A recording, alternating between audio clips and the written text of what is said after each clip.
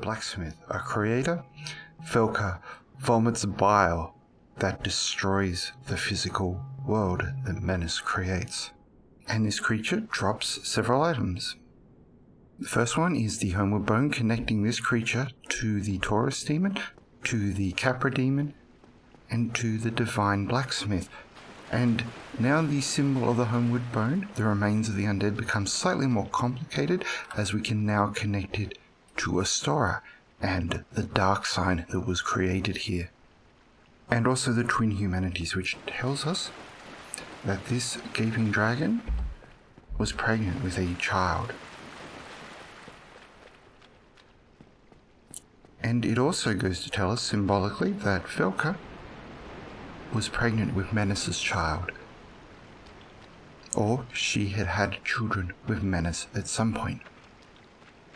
We will talk about the key later when we move on to Blighttown, but right now I want to discuss the symbols of Menace in this boss battle. Now if we look above at the roof, and we look down below to these pillars below, you may recognize this design. This is the same design of the room in the old church in the woods, the one that has the Titanite demon thrashing around in it next to Andre of Astora. And by that set of symbols connecting Menace more solidly to this place, the depths, and therefore to Astora. So I climbed all the way up to the top and realized I had forgotten to discuss the hard leather armor set. So apologies to all the warriors out there.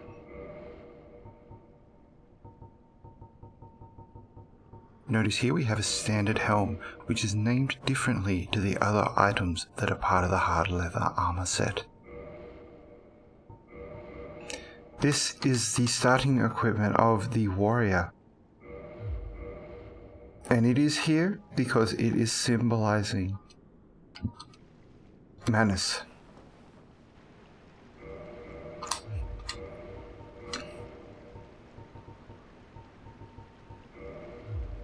The warrior's round shield.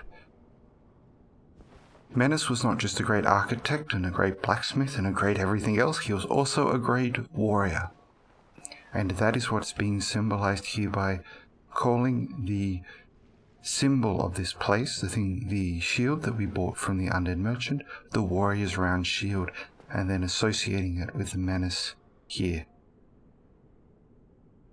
And finally the standard helm. Notice it has 4 small horns on it. Just like Priscilla has 4 small horns on her head, which we will see when we meet Priscilla. And it is the standard helm because Menace is not the only warrior in love with Priscilla. All the warriors of Lordran are in love with Priscilla. And now that we've covered that armor set, we will be returning to the normal timeline.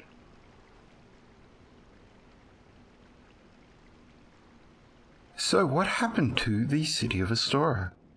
Well, that can be seen in this room. Notice the ice that covers the ground and some of the walls here.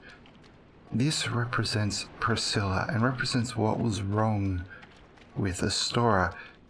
Priscilla was always in the background of Astora because Menace always loved her and never loved Velka. And this ice represents Menace's devotion to Priscilla here in Astora. Notice that the roof and the wall has been destroyed and golden sunlight streams into this room. This is another great change in the remastered edition. In the Prepare to Die edition, this sunlight is actually grey, not golden. Notice back here there are 2 doors representing Menace and Velka. The key to the depths. Those banished from the Undead Burg eke out their existence in the depths.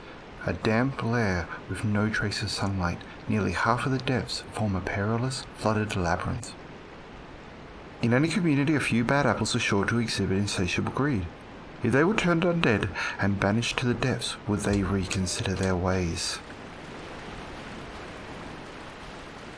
Gwyn came down to Astora after Menace lived his hell with Velka and decided that Menace had been punished enough. Now that's a very benevolent thing for Gwyn to do, but as with all things with Gwyn, it's mainly to serve himself. So, while Astora was being built, the rebellion happens, and it isn't based in Astora, it is elsewhere, this rebellion. But even though the rebellion wasn't in Astora, the rebellion caused Gwyn to look below and see what the humans were up to. And when he looked down at these humans, he saw the great city of Astora, created by an undead dragon, Velka, who he did not care much for, and Menace, his blacksmith. And this caused Gwyn to shudder, because the rebellion had threatened his power, it had threatened his family, it had threatened his existence, and Gwyn also knew he was a bit of a fraud. Menace was the one who created his army, Menace was the one who created his weapons. Menace was also a great warrior who fought in that alongside him. Gwyn needed Menace, and he realizes that as he looks upon Astora and sees beautiful people. He sees an army of elite knights with amazing blue shields decked out with images of dragons and gardens, and Gwyn realizes in that moment that he needs Astora and he needs Menace. So Gwyn does what Gwyn always does, and gives Velka her reward for aiding him. Gwyn comes to Astora and promises Menace his own city, the city of New Londo. He also presents him with divinity, a piece of Gwyn's Lord Soul that he found in the Age of Ancients, and makes Menace one of the 4 great leaders of New Londo. And he also gives Menace the instruction that he wants New Londo to be just like Astora, a beacon for humans so the people of Lordran could follow Gwyn's way, the way of white. And when he offered this to Menace, Menace jumped at the chance, not only because he would be able to escape Velka and the family that was forced upon him, but he would also be a god. He would finally be the blacksmith deity, and with that power, he would be able to seduce Priscilla, and finally he could make her his. And that is what we saw in the Moonlight Butterfly battle. Velka, betrayed, double-crossed, and with Menace's child being left below in Astora. As Menace leaves for New Londo as he attempts to seduce Priscilla, who is still above in Enel Londo. So this betrayal is part of Gwyn's undoing, because there are 2 characters in Lordran you do not want to double-cross, and that is Velka, goddess of sin, and Priscilla, the Dark Moon goddess. Velka is called the goddess of sin not only because she metes out the punishment for sin, such as sending the sinners to the sewer chamber, but she also defines what sin is, and you better believe taking Menace from Velka is a sin. Now, the second betrayal may not be so clear, but as discussed before, Priscilla loves Velka and is protective of all of her children, as are all the characters in Lordran, which is linked to the themes of home and family discussed with the Divine Blacksmith. And one of the reasons Priscilla married Gwyn was to get Velka a home, a family and a husband, all of which was taken away by Gwyn. So what did they do to Gwyn? This requires a little bit of extra info from Dark Souls 2, but Priscilla convinces Gwyn to relight the first flame.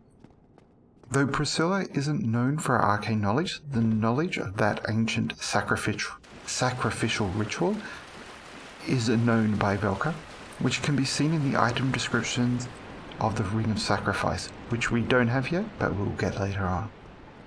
And so Gwyn is convinced by Priscilla, and he sacrifices himself to relight the first flame, destroying his power and leaving the 4 great leaders of New Londo to carry on his legacy. And this is part of what is being seen in the sewer chamber, a pile of cinder. That is what happens to Gwyn, and that is what happens to sinners. And at that point, Gwyn's arrogance had already caused the biggest mess in Lordran that its inhabitants would be dealing with for 3 full games. Manus was now a god and is in New Londo, and he was never going to go back to Velka. It wasn't the first thing, but it was the most important one to Velka. And that's where we find ourselves in the Second Age of Fire after Gwyn has gone and sacrificed himself to relight the first flame. And this next part of Astora, The Depths, tells that story about what happened to Velka after she was abandoned by Manus and had gotten her revenge on Gwyn, but realized it was too late to reform her home and her family. And here we have the remains of another player who has been cursed. As you can see, their physicality has been separated and scattered across the multiple versions of Lordran. Now the basilisks here represent symbolically the children of Velka, those that were abandoned by Manus. And this is why the basilisk curse. It has to do with the cycle of the soul and humanity that we talked about so many episodes ago.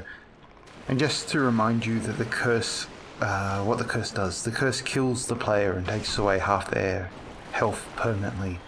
And you cannot hold or use humanity while you are cursed. So humanity has many aspects to it. It has ones that can be seen as positive, that are things like the family bonds that keep us rooted to this plane of Lordran. But it also has negative aspects. This is seen with Manus's abandonment of his children, who he did love. Clearly, he just did not love Velka. The negative aspects of his humanity were his desire to be a god, his desire for Priscilla's love, and the desire for the respect and affection of his master Gwyn.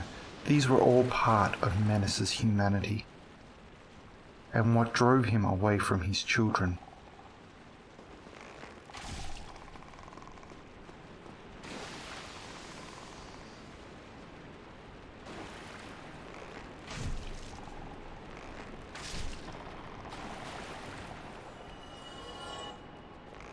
And so these children, symbols of Velka's and Manus' children, are attempting to curse us so we cannot explore as easily as we could if we were in our normal healthy state. The curse is to slow us down. It is to weigh us down. It is to keep us in place so that we don't explore, we don't trespass, and we don't participate in jolly cooperation. So that we become creatures of peace and love. At least that's the idea anyway. And I am acting like every other sinner in Lordran. I'm dispatching the children and making my way through anyway.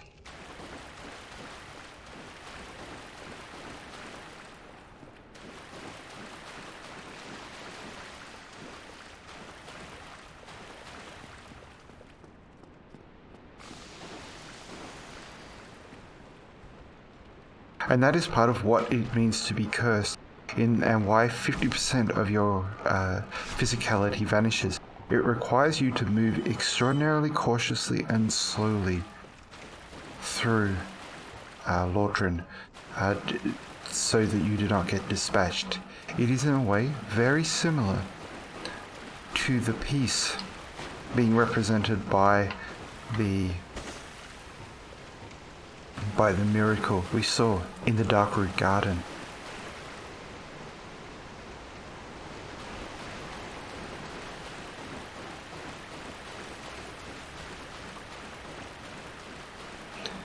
But these basilisks are also here because they are the actual children of the gaping dragon.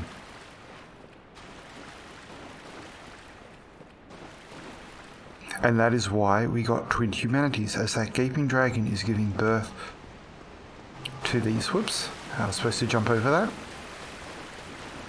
Is giving birth to all of these basilisks. And we'll discuss the curse in relation to the gaping dragon much later. Okay, so let's jump down this trap. No.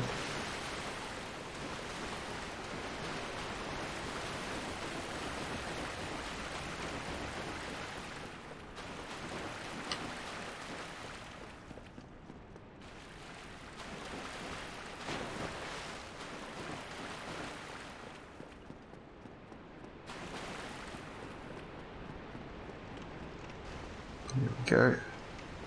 So we'll come around here. There we go.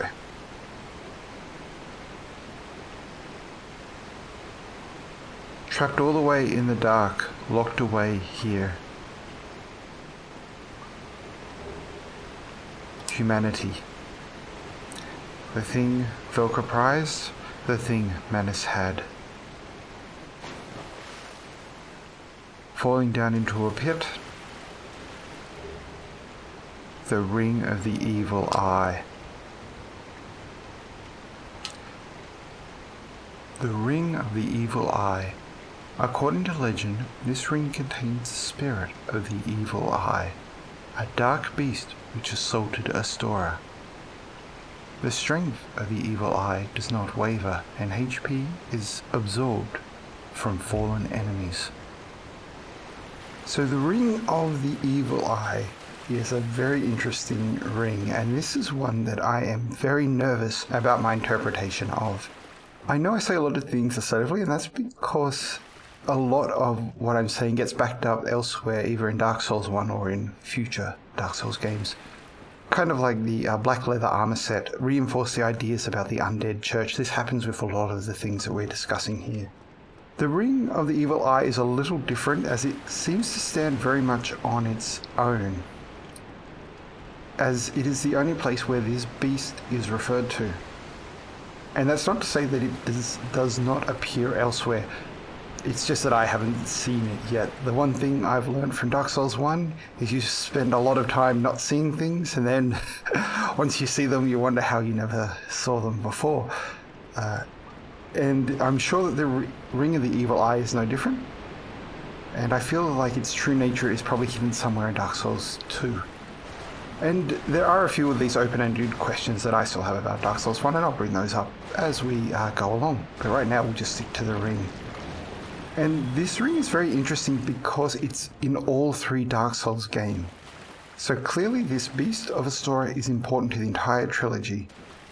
And in each of its iterations, the visual design stays the same and the game mechanics stays the same. Just words get added to the description from the first game. And to me this means that the idea behind the ring is not a throwaway idea.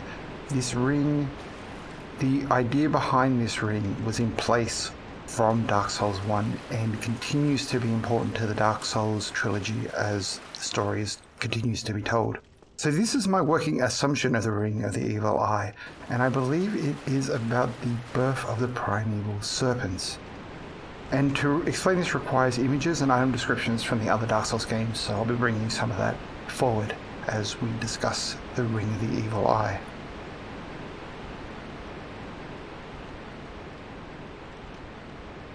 So back to Velka after she was abandoned by Manus, and Gwyn had sacrificed himself to create the Second Age of Fire. Velka still had her glorious city of Astora, but everyone was now talking about New Londo and the Four Great Leaders.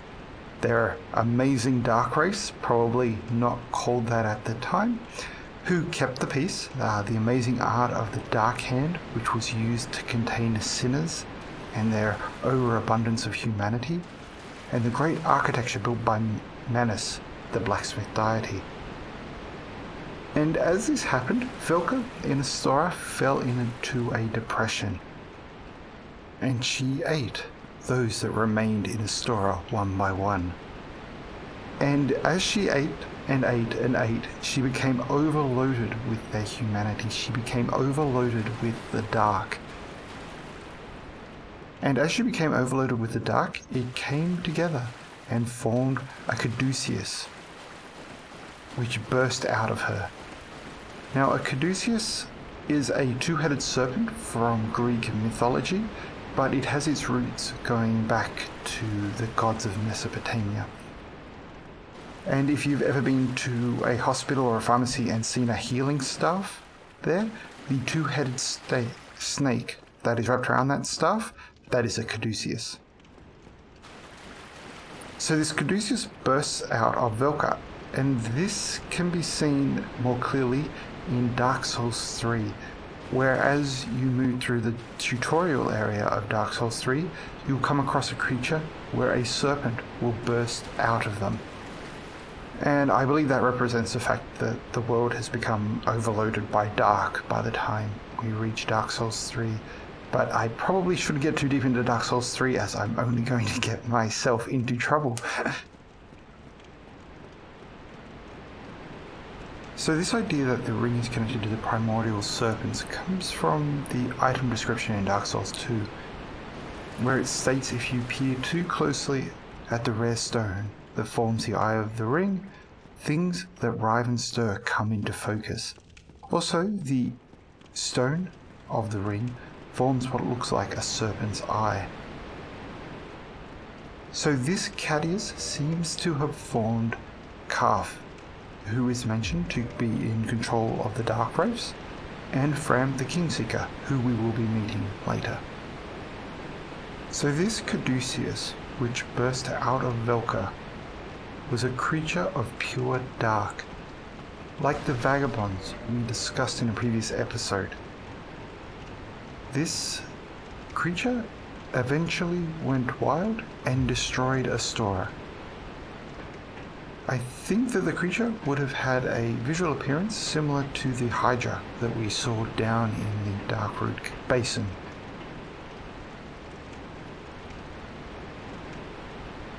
So what happens when you have a beast of the dark on a rampage in Lordran? You call on the person in Lordran capable of dealing with such things, and that is Sir Artorias the Abyss Walker.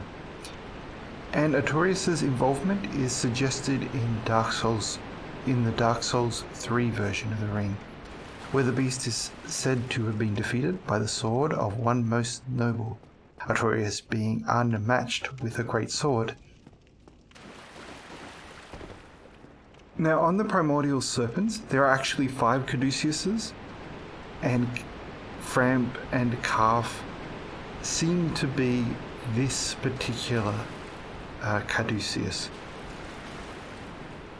They are a pair, but at some point they are cut in two, which isn't made completely clear until Dark Souls 3, where one of the serpents of Fram or Calf is presented completely, and you can see that they are only half a serpent. There is a shield that represents this event in Dark Souls 1, but it isn't completely clear that this has happened specifically to Fram and Calf until Dark Souls 3, I don't think. And why are there 5 caduceuses in Dark Souls 1? We'll be discussing that later, but Fram and Calf, being the only named ones, are the only ones that seem to actually participate in the story until the 5 caduceuses present themselves at one point in time.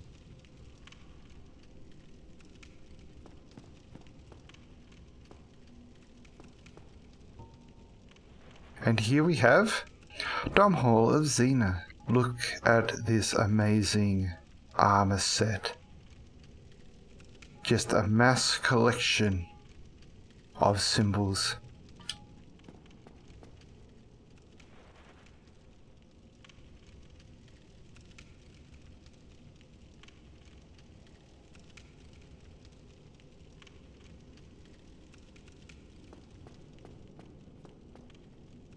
Aye, Shemai, and good day to you. I'm Donald of Xena. I'm just a peddler of sorts. I adore trinkets and oddities, so I trade for them.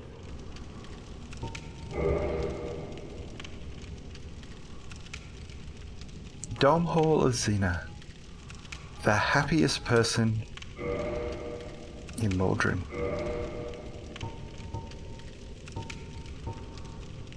There's so many symbols that we will all be getting to later. I'm afraid I don't see anything here.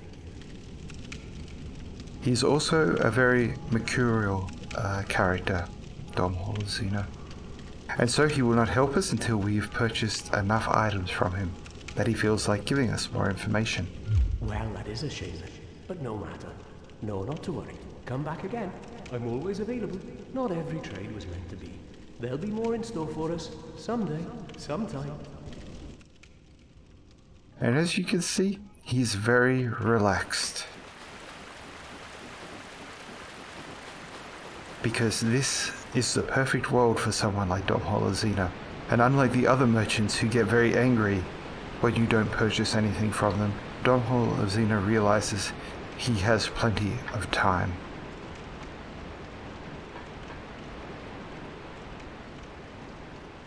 And there we have it.